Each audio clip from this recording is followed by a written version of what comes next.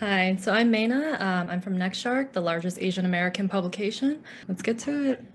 All right, so for Priyanka, you mentioned you looked up to Lana Wachowski. It's like, what do you think about the young actors who will look up to you as Sati, as one of the few Indian actresses bringing South Asian representation to Hollywood?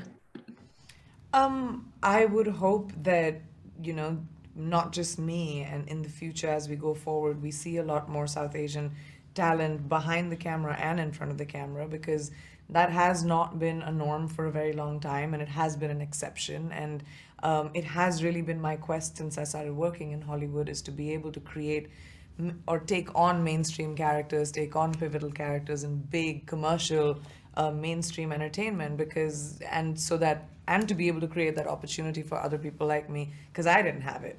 And I really had to, sort of pound the pavement and re-educate people and say, I could do it too, and I hope that the next generation of actors doesn't have to inherit that specifically, when it comes to diversity. And I think The Matrix is a very great example of how from the beginning, the franchise has been extremely global and has been very inclusive of all kinds of people and all kinds of ages and genders, and it's really cool. Thank you. Yahya, since 1999, The Matrix was a catalyst for innovation diversity. What significance do you think resurrections will hold to the current tech-savvy, digitally dominated generation? Well,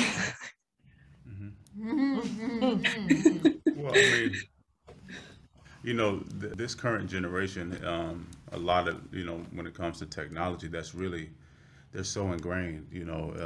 I have a 6-month-old niece who knows how to find the camera, and Crazy. a 2-year-old who knows how to pull it up and go to their favorite videos and things like that. So, our Matrix is speaking to those audiences, but also, it's sort of nostalgic for a time of Floppy. human to human connection. I was going to say floppy disks. Floppy floppy disk, right? So it'll be an education in the way that things used to be and the difficulty of using that technology, right? That's Outdated funny. technology, but it's also a message about human connection. And so I think that it may be a bit at the core, it may be a bit jarring, or it may be welcoming at the same time, to talk about themes of separation from the machines, and entering into a world of human to human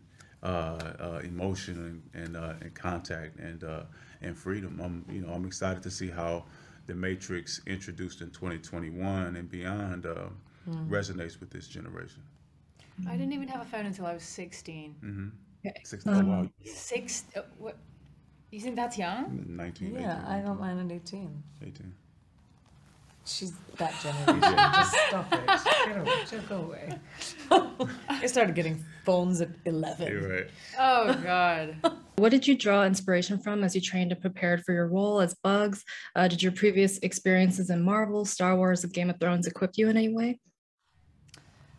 I think we are the sum of all our experiences, and of course I took some of the training I learned from all those other places, but this was its own beast. Making a film, I mean, that year was so hard for everyone, and making a film, champagne problems, but we were all separated from our families, and we were kind of living in a bubble, going straight from set, and then you train and you work and then you come home and you're not allowed to leave.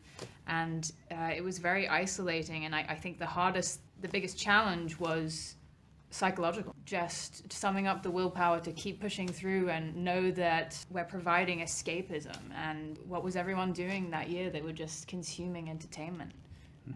So yeah, to be able to say that we did it and we finished it, I'm over the moon.